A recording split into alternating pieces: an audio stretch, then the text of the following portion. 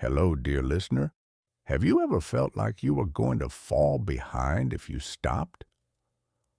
I've noticed something lately. We're all moving so fast, but we don't quite know what we're trying to catch up with. How much we love scrolling through reels, watching people on TikTok explaining things on screen without understanding what's happening. We live fast now. We have no time for anything.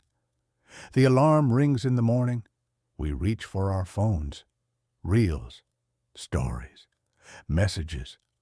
Our minds are already crowded even before we get out of bed.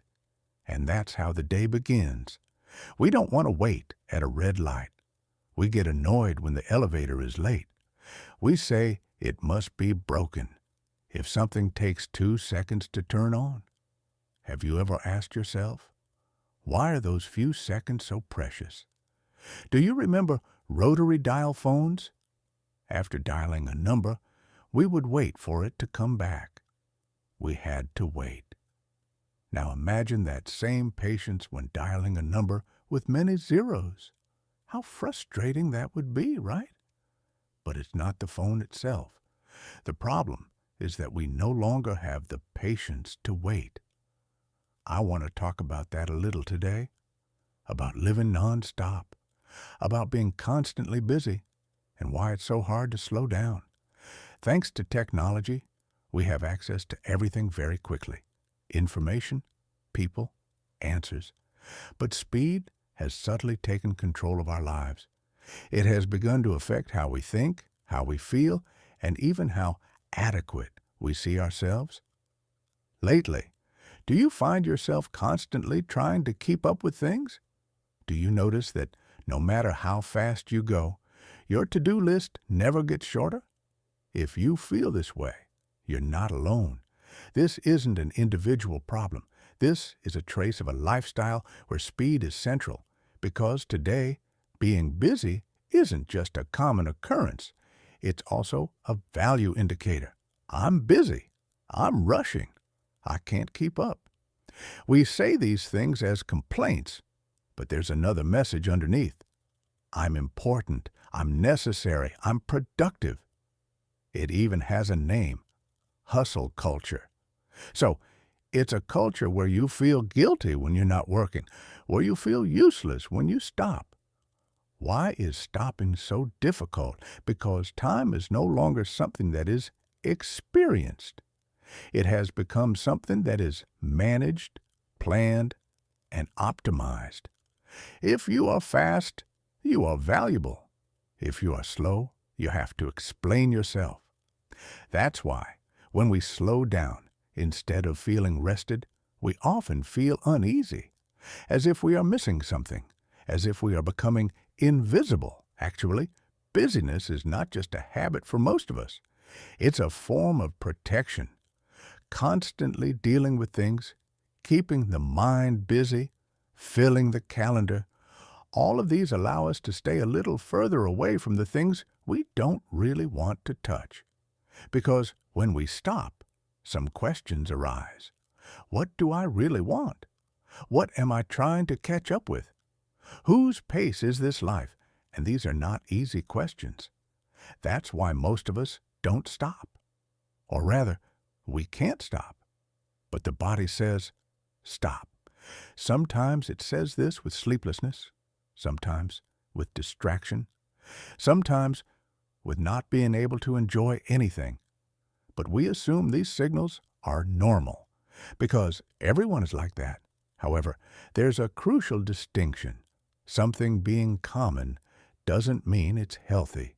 Constantly being on alert, constantly catching up, constantly moving on to the next step.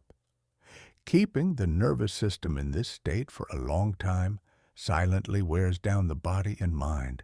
And then we ask ourselves, why can't I focus like I used to? Why am I always tired? Why is nothing ever enough?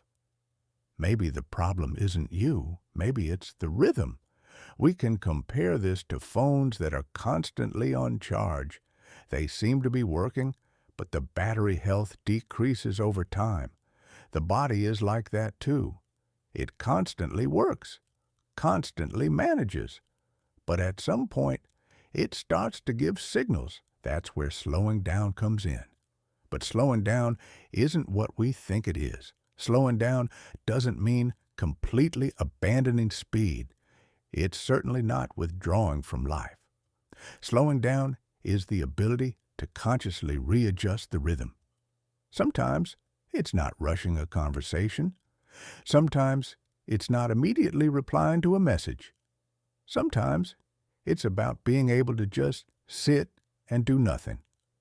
Yes, at first, this can be unsettling because it's not easy to connect with emptiness, but it is precisely in that emptiness that connection with ourselves begins.